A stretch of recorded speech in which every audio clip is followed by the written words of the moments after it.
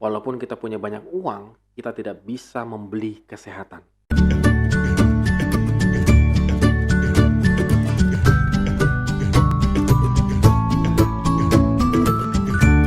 Shalom good readers, hari ini kita bersyukur karena Tuhan memberikan kita kehidupan.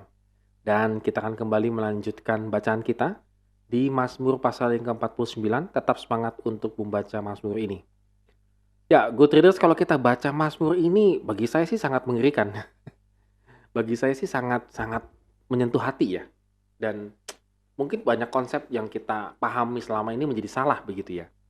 Mari kita lihat di ayat yang ke-6. Mengapa aku takut pada hari-hari celaka, pada waktu aku dikepung oleh kejahatan pengejar-pengejarku?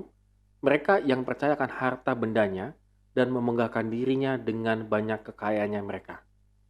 Jadi pemazmur melukiskan banyak orang yang benar-benar mengejar harta benda begitu ya, dan kemegahan. Artinya tidak hanya sekedar harta, tetapi mungkin juga mengejar kekuasaan, pencapaian-pencapaian kesuksesan yang sangat luar biasa dan seterusnya. Bukankah hal ini yang dicari oleh dunia? Kita seolah-olah tidak aman, tidak nyaman kalau kita tidak punya banyak harta. Tetapi yang terjadi luar biasa. Pada hari-hari celaka, artinya pada hari-hari dia mendekati kematian, ternyata dia bukan semakin gembira, tetapi semakin takut. Tidak heran kalau kita jumpai banyak orang yang sudah usia indah, lanjut usia begitu ya, dia semakin takut untuk menghadapi kematian karena jangan-jangan pada masa hidupnya dia sadar dia itu hanya mengejar harta dan kemegahannya, kemegahan dirinya saja. Tidak peduli dengan orang lain. Justru itu membuat dia semakin ketakutan ketika mendekati kematiannya. Karena pemazmur tahu bahwa tidak di ayat ke-8, tidak seorang pun dapat membebaskan dirinya atau memberikan tebusan kepada Allah ganti nyawanya. Ada banyak orang yang punya harta mungkin miliaran, ratusan juta dan seterusnya, tetapi dia tidak bisa menggantikan kehidupannya. Ada banyak orang yang begitu stres dalam kehidupannya, dia punya harta dan segala-galanya, tetapi ketika dia menghadapi penyakit yang mematikan, tidak bisa dibeli dengan uang nyawanya. Dokter yang menyelamatkan dia pun tidak bisa. Dokternya bilang pasti semuanya tergantung kepada Tuhan. Walaupun kita punya banyak uang, kita tidak bisa membeli kesehatan. Jadi good reader sangat sederhana ya. Kita mencari uang tentu untuk menghidupi kehidupan kita. Tetapi dengan uang dan harta kemegahan yang kita miliki, kita pun tidak bisa membeli kesehatan. Apalagi menggantikan nyawa kita. Oleh karena itu good readers, pada hari ini kita bisa lihat lagi ya. Di ayat yang berikutnya. Ayat 18. Sebab pada waktu matinya semuanya itu tidak akan dibawa serta. Kemuliaannya tidak akan turut mengikuti dia. Waduh, ini dia nih. Harta begitu banyak kita cari, kita luar biasa. Kita mungkin punya kemegahan, pencapaian, piala, sertifikat, ijazah, dan seterusnya. Tidak kita bawa dalam kematian kita. Itu hanya akhirnya kita tinggalkan semuanya.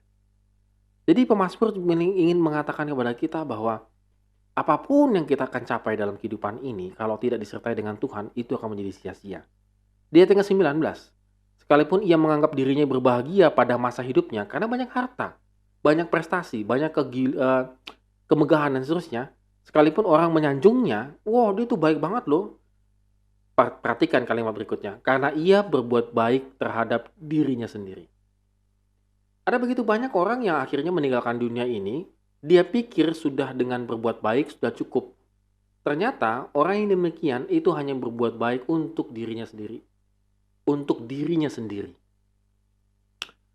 Mungkin dia akan berkata, loh saya kan tidak menyakiti orang, saya tidak bermusuhan dengan orang, saya punya harta malah saya sumbangkan dan seterusnya dan seterusnya. Pemazmur mengatakan, ia berbuat baik terhadap dirinya sendiri. Karena Tuhan menciptakan kita bukan untuk hal tersebut. Tuhan menciptakan kita untuk kemuliaan namanya, untuk tujuan dia.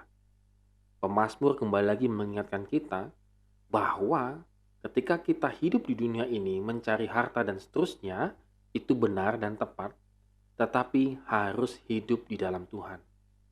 Harus melayani, harus merenungkan firman Tuhan, membaca firman Tuhan, harus hidup mengalami perubahan. Kalau harta membuat hidup kita semakin jauh dari Tuhan, maka lebih baik kita putuskan.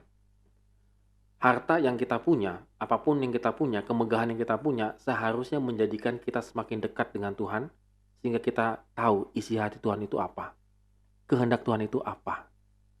Oleh karena itu, Good Readers, pada hari ini, jangan sampai kita mencari sesuatu yang sia-sia, yang tidak kita bawa sampai mati.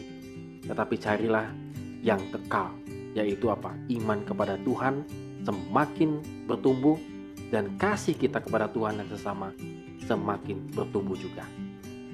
Amin. Kiranya Tuhan memberkati kita semua.